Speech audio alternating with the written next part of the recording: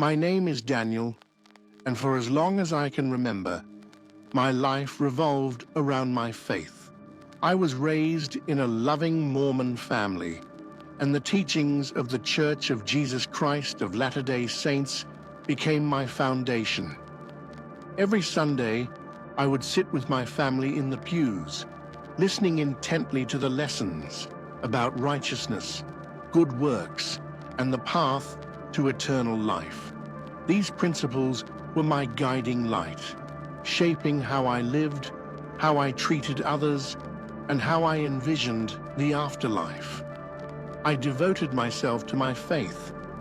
As a husband and father, I felt a responsibility to lead my family spiritually, ensuring that we followed the commandments and upheld the values that were taught in the Book of Mormon. I spent countless hours serving my community and my church, believing that my good works were a reflection of my love for God. I thought I understood what it meant to be close to Him, to live a life pleasing in His eyes. But deep down, I carried questions, small, fleeting doubts I didn't dare voice out loud. Was I doing enough? Was I on the right path? I pushed those thoughts aside, convinced they were tests of my faith. My life changed the day I was diagnosed with cancer. It wasn't sudden, it crept up on me like a shadow that I couldn't shake. At first it was fatigue, then pain that I brushed off as part of aging. By the time I saw a doctor, the diagnosis was grim. Late-stage cancer with limited options for treatment. I clung to my faith more than ever, praying daily for healing, for strength, for understanding. My family was my rock, their unwavering support reminding me of the love we shared and the importance of staying hopeful. Weeks turned into months, and my body grew weaker. Each trip to the hospital drained me, not just physically, but emotionally. I kept a brave face for my family, but inside, I was struggling. I started to wonder why this was happening to me. Had I not been faithful enough? Was this punishment, or just part of the plan? My prayers became more desperate, more pleading. I asked God for clarity, for relief, for a sign that He was still with me. One evening, after a particularly exhausting day, I sat with my wife and children, the room filled with an unspoken heaviness. I could see the worry in their eyes, the fear they tried to hide behind comforting words. As I lay down to rest, a wave of fatigue washed over me, heavier than anything I'd ever felt before. My chest felt tight, my breathing shallow. I could hear the muffled voices of my family around me, but their words grew distant. I tried to speak, to reassure them, but I couldn't. The last thing I remember was my wife's hand on mine, her voice trembling as she told me she loved me. Then, everything went dark. It wasn't like sleep. It was deeper, emptier, as if the very essence of who I was had been pulled away. There was no pain, no fear, just a stillness that was both comforting and unsettling. In that moment, I realized I was crossing into something beyond what I could understand, beyond anything I had ever been taught. I didn't know where I was going or what awaited me, but I felt that whatever lay ahead would change me forever. When the darkness took me, I expected nothingness, silence, emptiness, an end to all the pain. But that's not what happened. Instead, I found myself hovering, weightless, above the hospital bed. I could see my own body lying there, pale and lifeless, surrounded by my family and the medical staff, frantically working to bring me back. My wife was gripping my hand tightly, tears streaming down her face, her lips moving in desperate prayer. My children stood nearby, their faces etched with fear and sadness. It was a strange thing to watch myself as if I were an outsider. At first, I was confused. Was this some sort of dream?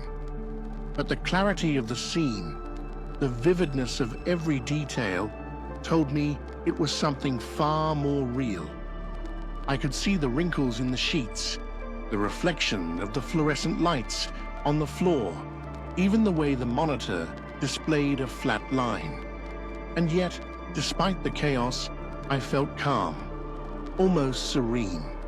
There was no fear, no pain, only an overwhelming sense of detachment, as though I had been freed from the weight of my physical body.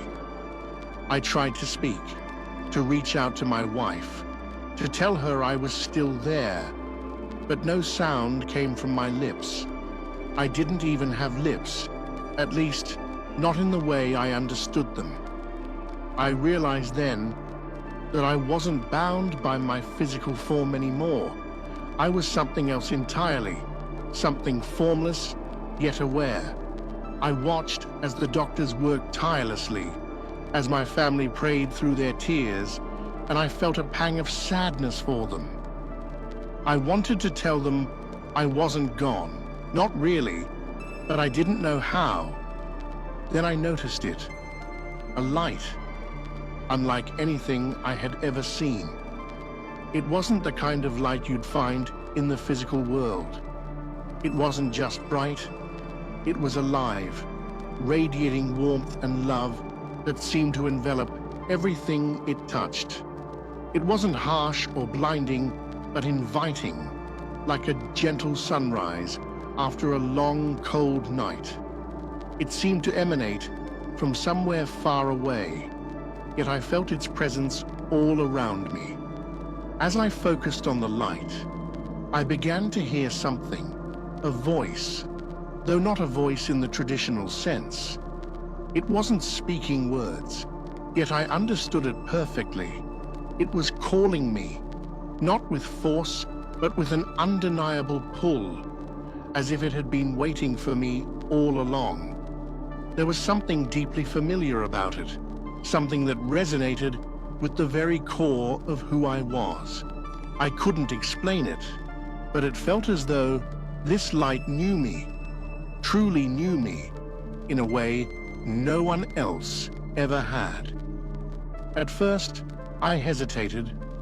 Part of me wanted to stay, to cling to the life I had known. I thought of my wife, my children, the life we had built together. Could I really leave them behind? But as I looked back at my body, pale and still on the hospital bed, I realized that I couldn't go back. Not yet.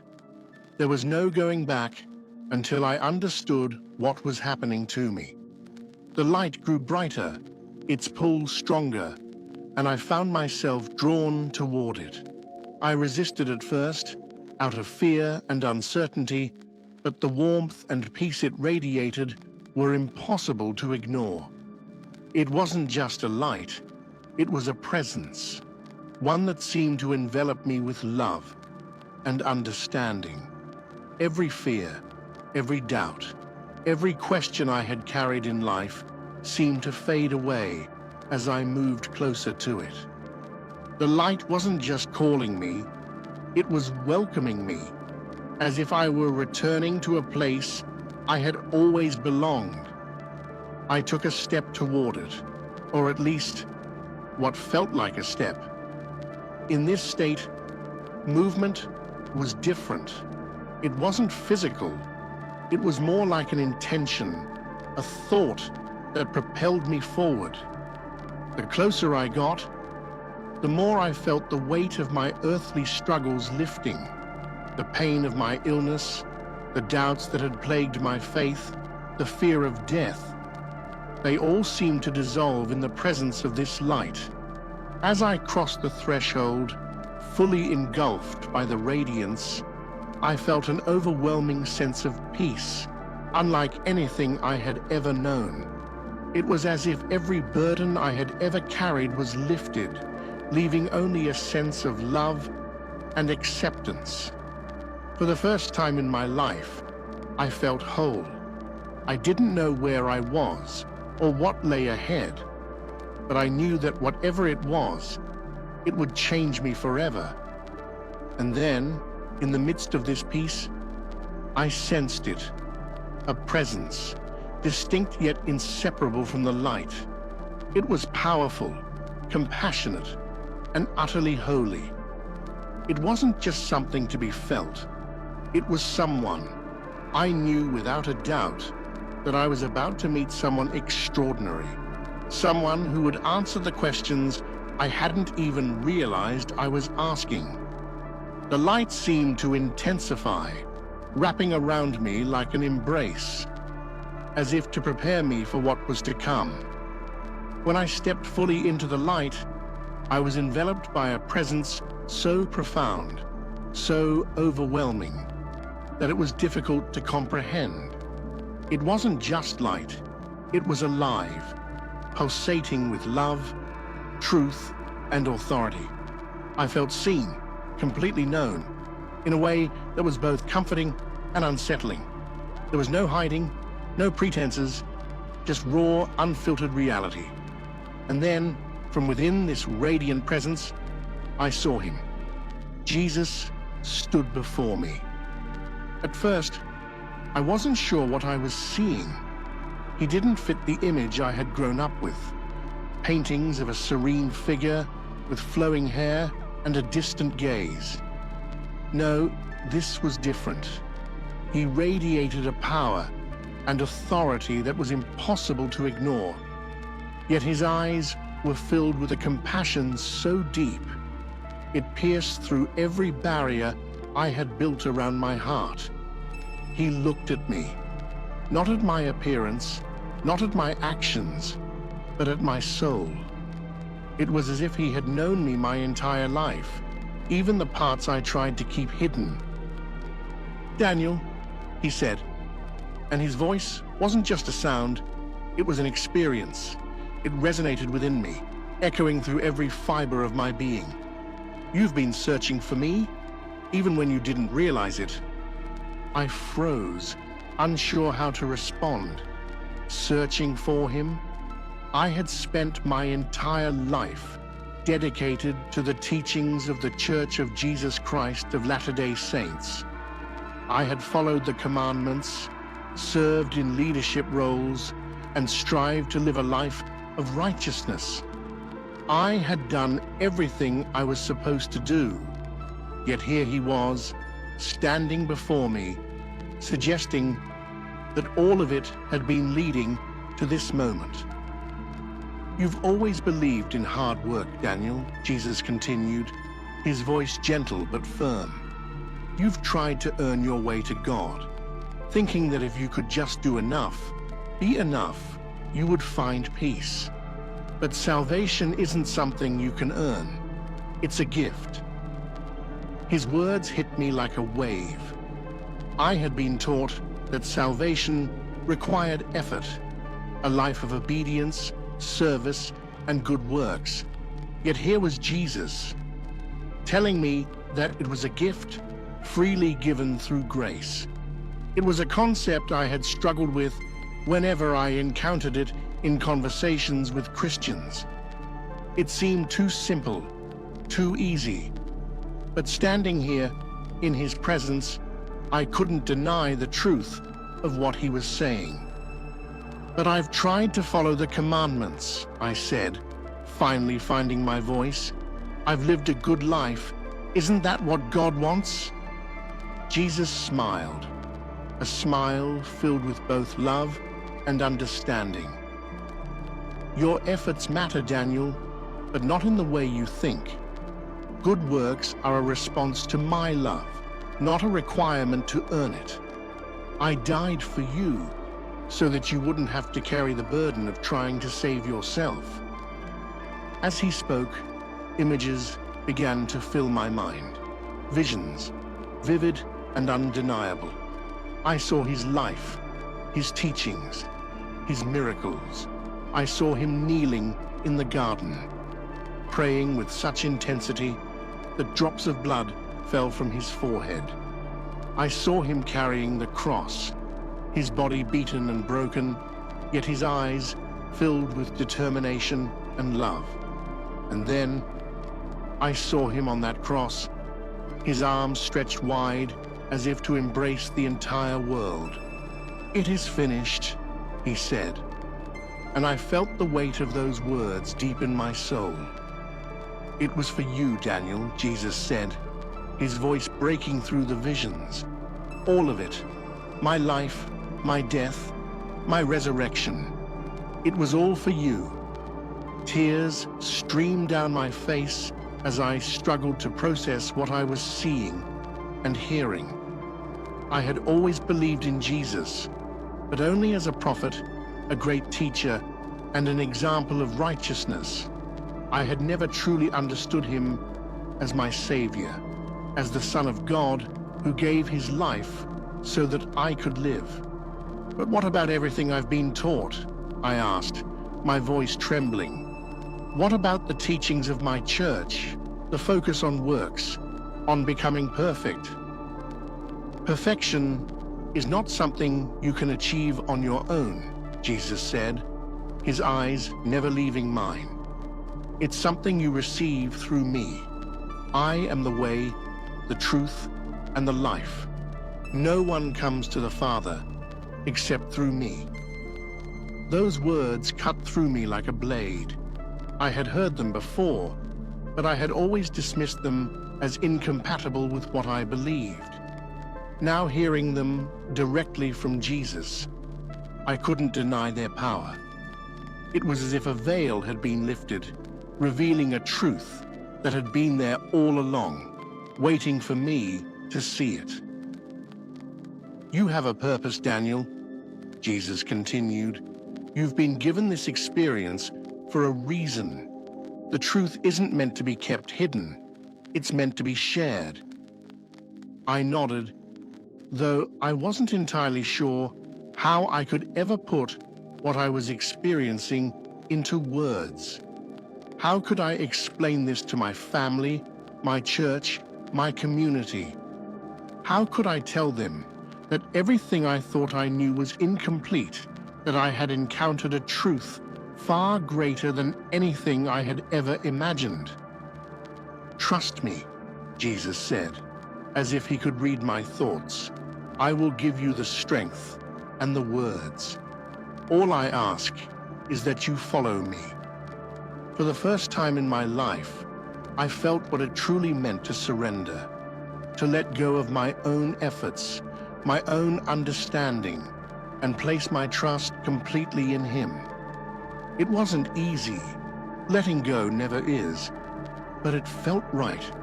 It felt like coming home. As the light around us began to shift, I sensed that our time together was coming to an end. "You're not done yet, Daniel," Jesus said, his voice filled with both authority and compassion. "You have more to see, more to learn. But for now, you must prepare to return." "Return?" I asked, a mix of relief and reluctance in my voice. "Yes," he said, "but first, I want to show you what's at stake." Before I could ask what he meant, the light around us began to change, and I knew I was about to see something that would change me forever. As the light shifted around me, I felt a profound sense of anticipation, as though I was on the edge of something monumental. Jesus stood by my side, his presence unwavering. "You've trusted in your own works, Daniel," he said gently, "but now I want to show you what awaits beyond this life." Suddenly, the light around us seemed to intensify, and I found myself standing in a place that defied description. The air itself seemed alive, vibrant with love and peace. It wasn't just a feeling, it was an overwhelming reality. This was heaven. Everywhere I looked, I saw joy and harmony. People of every age and background were together, their faces radiant and free of pain. The beauty was beyond anything I could comprehend. Colors I'd never seen before. Music that seemed to resonate with my very soul. The presence of God was unmistakable, filling every inch of this place with an indescribable peace. For the first time, I felt truly complete, as if all the longing I'd ever experienced was now fully satisfied. "This is what I created for you," Jesus said, his voice filled with love. Unity with God, freedom from pain, and the fullness of joy. This is the eternal home I have prepared for those who trust in me. Tears streamed down my face as I took in the scene. I had always hoped for an afterlife, but I never imagined it could be like this. The teachings I had grown up with spoke of a celestial kingdom, a place of reward for those who had lived righteous lives. But this wasn't about reward. It was about relationship. It was about being fully known and fully loved by the Creator. As I marveled at the beauty around me, the scene began to change. The light dimmed, and I found myself in a place that was its complete opposite. The air was heavy, oppressive, filled with a sense of despair that was almost tangible. This was hell. I saw people here too, but they were isolated, each caught in their own torment. It wasn't physical pain that struck me most, though it was evident. It was the overwhelming sense of separation. These souls were cut off from the love and presence of God, and the regret in their eyes was haunting. I could see it clearly. They had chosen this, not by some cruel design, but by rejecting the grace that had been offered to them. "This is what separation from me looks like," Jesus said, his voice filled with sorrow. "I never wanted this for anyone. My sacrifice was for all, but not everyone accepts it. They choose their own way, believing it will lead to life, but it leads here." I was struck by the weight of his words. I had always believed in the concept of justice, that good deeds would be rewarded and bad deeds punished. But this wasn't about deeds. It was about a relationship, about accepting the gift of grace that Jesus offered. The people in hell weren't there because they hadn't done enough good. They were there because they had rejected the love of God. My heart ached as I watched these scenes. "How can anyone choose this?" I asked, my voice barely above a whisper. "Deception," Jesus replied. "The enemy convinces people that they can find peace and fulfillment apart from God. They chase after things that can never satisfy, and by the time they realize the truth, they've hardened their hearts." The scene shifted again, and I was back in the light with Jesus. The contrast between what I had just seen and the peace of his presence was staggering.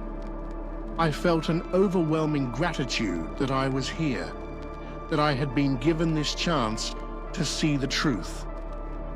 "Do you understand now, Daniel?" Jesus asked, his eyes searching mine. "This isn't about what you can do for God. It's about what I've already done for you. Salvation isn't something you earn. It's a gift I give freely because I love you." The weight of his words sank deep into my soul. All my life I had believed that my relationship with God depended on my actions, how well I followed the commandments, how much I served others, how righteous I could be. But here, in the presence of Jesus, I saw how wrong I had been. None of those things could bring me closer to God. Only grace could do that. But why me? I asked, struggling to comprehend why I had been given this experience. Why show this to me? Because you have a purpose, Jesus said, his voice filled with authority. You've been given this experience not just for your sake, but for the sake of others. There are people who need to hear your story, who need to know the truth about grace and salvation. I nodded, though the thought of sharing what I had seen felt overwhelming. How could I put this into words? How could I explain something so profound to people who hadn't experienced it themselves? Trust me, Jesus said, as if he could read my thoughts. I will give you the words. All I ask is that you follow me. He reached out his hand, and for a moment, I hesitated. Accepting his hand meant letting go of everything I had clung to, my understanding of faith, my reliance on works, my pride. But as I looked into his eyes, filled with love and compassion, I knew I couldn't refuse. I took his hand, and in that moment, I felt a peace I had never known. It wasn't just a feeling, it was a certainty, a deep knowing that I was loved, accepted, and redeemed. My past didn't matter. My failures didn't matter. All that mattered was him. You must return now, Jesus said, his voice gentle but firm. But before you go, there is one more thing you must see. Before I could ask what he meant, the light around us began to shift again, and I knew I was about to witness something that would change my life forever. When I opened my eyes, the world around me felt both foreign and familiar. The sterile white of the hospital room came into focus, the hum of machines replaced by the astonished gasps of those around me. My wife, Sarah, clutched my hand tightly, tears streaming down her face. The nurses and doctors stood frozen for a moment, their expressions a mixture of shock and awe. "Daniel?" Sarah whispered, her voice trembling with both fear and hope. I tried to speak, but my throat felt dry, and my voice cracked. "I'm here," I managed to croak. Her tears turned into quiet sobs of relief, and she leaned in, pressing her forehead against mine. The room erupted into a flurry of activity. Nurses checked the monitors, doctors shouted orders, and my family pressed closer, their disbelief evident. One of the doctors, a man I recognized from my many hospital visits, stared at me, his clipboard forgotten in his hand. "This doesn't make any sense," he murmured. "His condition? There's no way." I wanted to respond, to tell them I understood better than they did why I was still here. But the weight of everything I had seen held me silent. I wasn't ready to speak. Not yet. As the hours passed, the medical staff performed every test they could think of. I overheard snippets of their conversations, words like impossible and unexplainable, repeated over and over.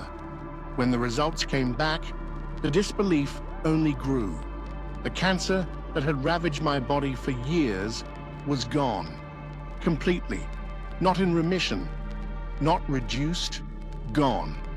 One of the doctors, a kind woman who had treated me for months, sat down beside my bed.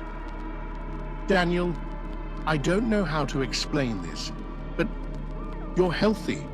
Your scans are clear. Your blood work is perfect. It's as if the illness was never there." Her words hit me like a wave. I should have been overjoyed, ecstatic even, but instead, I felt overwhelmed. I had seen and experienced things that defied explanation, and now my very existence seemed to be doing the same. "Thank you," I said simply, my voice steady despite the turmoil inside me. She nodded, clearly as shaken as I was, and left me to rest. That night, as I lay in the quiet of the hospital room, I replayed everything I had experienced. Meeting Jesus, the visions of heaven and hell, the truth of grace, it was all so vivid, so real. And now, here I was, alive and healed. It wasn't just a second chance at life, it was a miracle. But with that miracle came a responsibility I wasn't sure I was ready to bear. I thought about the life I had lived up until this point. I had been a good man, a faithful Mormon, a devoted husband and father. But now, I saw things differently. My faith, my beliefs, they had been rooted in effort, in earning God's favor through works and obedience. Yet Jesus had shown me something entirely different. Salvation wasn't something I could earn. It was a gift, freely given. And now that I had seen that truth, I couldn't unsee it. But how could I share this with anyone? My family, my church community, they all knew me as a steadfast believer in the teachings of the Church of Jesus Christ of Latter-day Saints. If I told them what I had experienced, what would they think? Would they listen, or would they see it as a betrayal of everything we had built our lives around? Over the next few days, I avoided the questions that lingered in everyone's eyes. My family wanted answers. How had this happened? What had I experienced while I was unconscious? But I wasn't ready to share. Instead, I leaned on the excuse of exhaustion, promising them that I would talk when I felt stronger. Inside, though, I wrestled with a storm of emotions. I couldn't deny the truth of what I had seen, but I also couldn't ignore the fear of what sharing it would mean. I felt as though I was standing on the edge of a cliff, knowing I needed to take the leap, but terrified of what lay below. One afternoon, a nurse came to check on me. She was young, probably in her late 20s, with a gentle demeanor that put me at ease. As she adjusted the IV line, she glanced at me with curiosity. "I've seen a lot of things working here," she said softly, almost as if speaking to herself. "But I've never seen anything like this. You were gone, and now you're here. It's incredible." Her words hung in the air, and for a moment, I considered telling her the truth. But instead, I just nodded. "It feels like a miracle," I said carefully. She smiled. "Maybe it is. Maybe there's a reason you're still here." Her words struck a chord deep within me. A reason. That was what Jesus had told me, wasn't it? That I had a purpose, that I needed to share what I had seen. But the weight of that purpose still felt too heavy to bear. That night, as I lay in the quiet of the hospital room, I closed my eyes and prayed. It wasn't the structured, formal prayer I had been taught growing up. It was raw, desperate, a plea from the depths of my soul. "God," I whispered, my voice barely audible, "I don't know what to do. I've seen things I can't explain, things that have changed me forever. But I'm scared. I don't know how to share this, how to face the questions and the doubts. Please, show me the way." As I prayed, a sense of peace washed over me. It wasn't the overwhelming presence I had felt in the light, but it was comforting nonetheless. And in that moment, I felt a quiet assurance. I didn't have to have all the answers. I just had to take the first step. The next morning, as the sun streamed through the hospital window, I knew what I needed to do. I couldn't keep this experience to myself. It wasn't just about me. It was about something so much bigger. But I also knew I couldn't do it alone. I needed guidance, someone to help me navigate this new path. I resolved to confide in someone I trusted, someone who could help me make sense of what I had seen and felt. It was a small step, but it was a step nonetheless. And as I prepared to leave the hospital, I felt a glimmer of hope. My journey wasn't over. It was just beginning. The days following my release from the hospital were surreal. Physically, I felt better than I had in years, as if the illness that had plagued me was nothing more than a distant memory. But emotionally and spiritually, I was overwhelmed. The truths I had seen, the voice of Jesus, and the miracles I experienced weighed heavily on my heart. I knew I couldn't keep this to myself, but the question loomed, where would I even begin? One night, after my family had gone to bed, I sat alone at the kitchen table. The house was silent. The only sound, the ticking of the clock on the wall. Before me lay a Bible, one I hadn't touched in years. It was a gift from an old friend given long ago, but I had tucked it away, seeing no need for it. Now, it was as though it called to me. I opened the pages hesitantly, flipping through familiar stories I had once dismissed as either allegorical or simply not for me. But this time, the words leapt off the page. They weren't just stories anymore. They were alive, resonating with what I had experienced. The passages about grace, redemption, and Jesus' sacrifice struck me deeply. I couldn't help but reflect on how often I had tried to earn God's favor, believing my actions were the only way to prove my worthiness.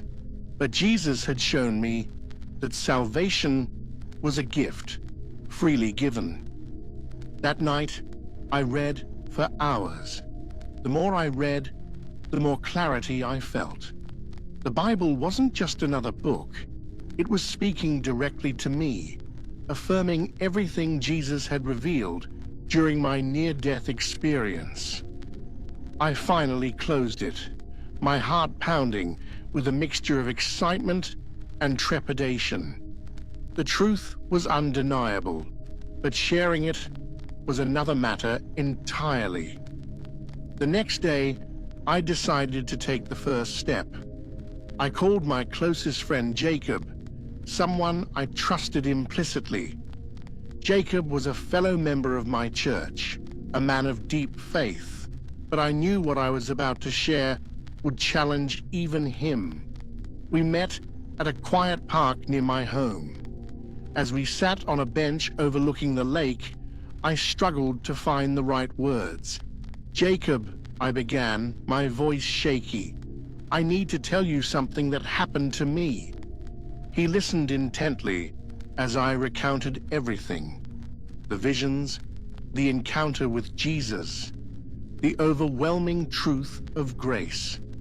His face shifted from curiosity to disbelief to awe as I spoke. When I finished, he sat in silence for a long time. Finally, he said, "Daniel, this is incredible, but are you sure?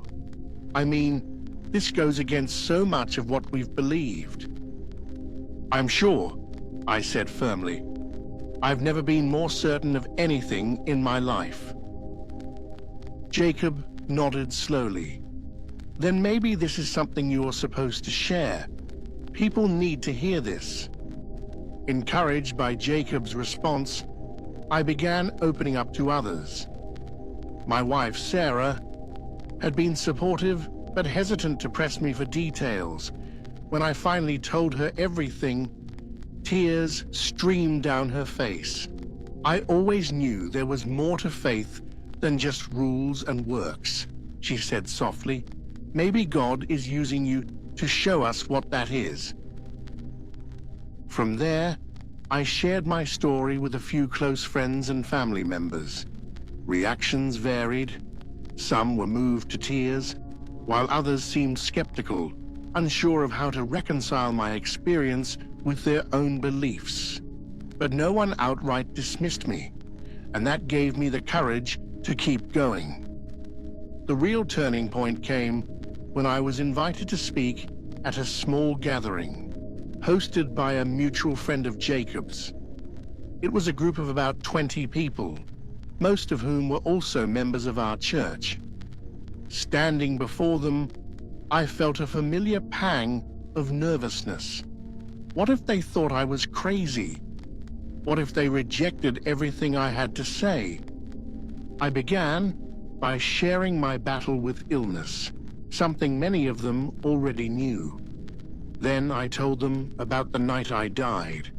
I spoke of leaving my body, the light, and meeting Jesus. I described the visions of heaven and hell, the truth of grace, and how Jesus had shown me the path to salvation. The room was silent as I spoke. Some people nodded along, their expressions softening with understanding. Others looked conflicted, as if grappling with what this meant for their own beliefs. When I finished, I said, I don't have all the answers, but I know this. Jesus is the way, and he's calling us to accept his love, not because we deserve it, but because he offers it freely. For a moment, no one spoke. Then an older woman in the back raised her hand. Daniel, she said, her voice trembling, what you've shared, it's exactly what I've been feeling for years, but didn't know how to put into words. Thank you. Her words were like a spark, igniting a wave of questions, comments, and even prayers. That night, I saw the power of testimony in action. It wasn't about convincing anyone. It was about sharing the truth and letting God do the rest. The more I shared my story, the more I realized how much people needed to hear it. Many were trapped in the same cycle I had been, trying to earn God's favor, never feeling good enough, and missing the beauty of grace. Every time I spoke, I saw the same expression of recognition and hope. It was as if Jesus' message was coming alive through me. But with every step forward, there was a challenge. Some people in the church began to question my motives. Why would Jesus single you out? One man asked me pointedly after a gathering. Why not reveal this to all of us? I didn't have an answer for him. All I could say was, I don't know why he chose me, but I do know that what he showed me is true. Despite the challenges, I knew my journey was just beginning. My story wasn't just about me. It was about pointing people to Jesus. And now I felt ready to take the next step, sharing my experience with my entire church community. It would be the hardest thing I had ever done, but I knew it was what I had been called to do. As I prepared for that day, I prayed more fervently than I ever had before. God, I said, this is your story, not mine. Use me however you see fit. And with that, I stepped forward, ready to let the truth shine. The weeks that followed my decision to share my story with the entire church were some of the most transformative of my life.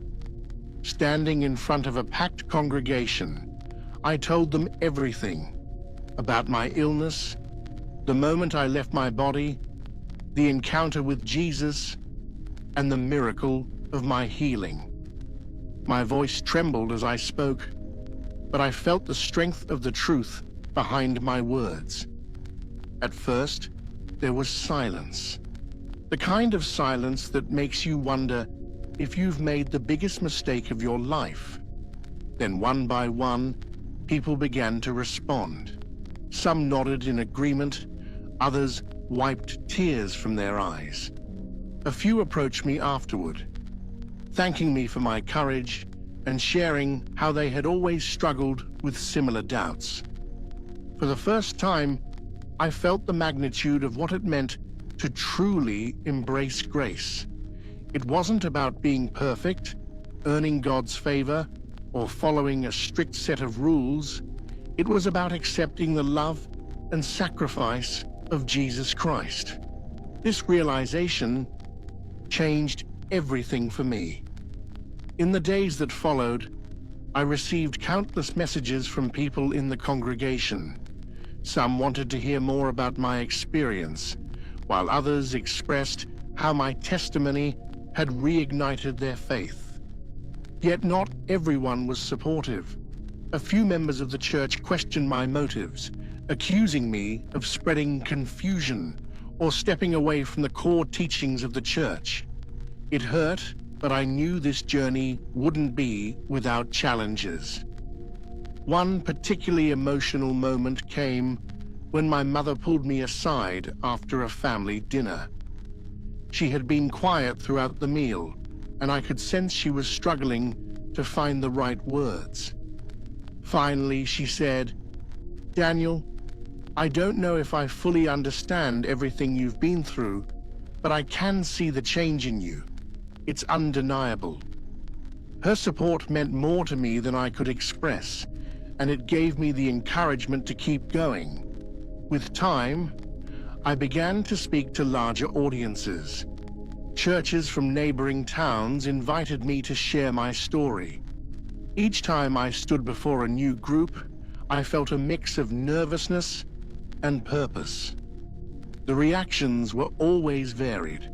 Some people were moved to tears, while others listened quietly, their faces unreadable. But I knew that my role wasn't to convince anyone. It was to plant seeds of truth and let God do the rest. One of the most surprising outcomes of this journey was the way it strengthened my relationships.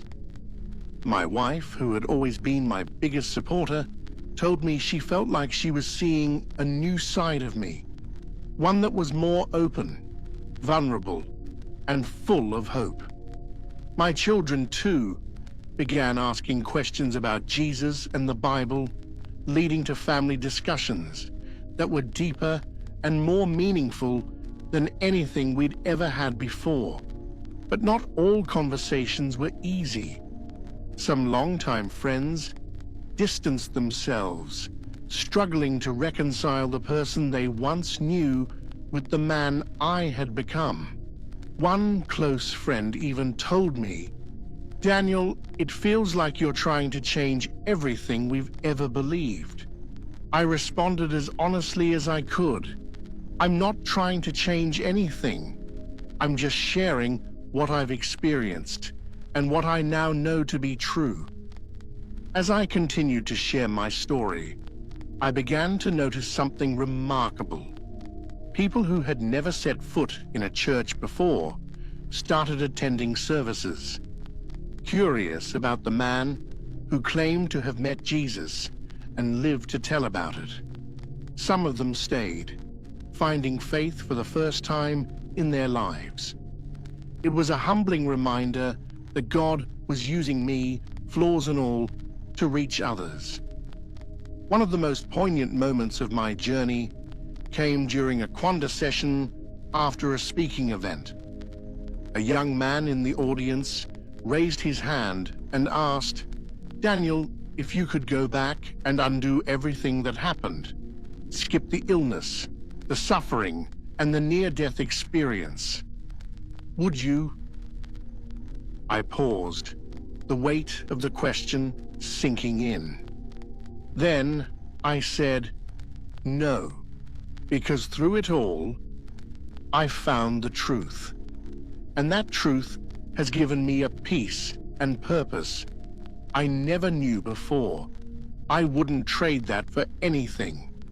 That peace became the foundation of my new life. It wasn't just about telling my story. It was about living it. I began volunteering in ministries that focused on helping others find their way to faith, from counseling those who were struggling with doubt to supporting families in need. Every action felt like a step closer to fulfilling the purpose Jesus had revealed to me. But perhaps the most significant change was within myself. The man who had once been driven by a need to prove himself through works was now resting in the grace of God. The man who had viewed Jesus as a distant figure now knew him as a personal savior. And the man who had doubted the power of faith now saw it transform lives, including his own. As I reflect on this journey, I'm struck by how much courage it takes to seek the truth. It's not always easy. It means letting go of preconceived notions, facing criticism, and stepping into the unknown. But the rewards are beyond anything I could have imagined. To anyone watching this, I want you to know that the same grace that changed my life is available to you. Jesus is waiting with open arms, ready to offer you peace, purpose, and eternal life. All you have to do is accept it. If my story has touched you in any way, I encourage you to share your thoughts or prayer requests in the comments below. And if you're curious about other stories like mine, I invite you to explore the videos linked on the screen. Each one is a testament to the power of faith and the love of God.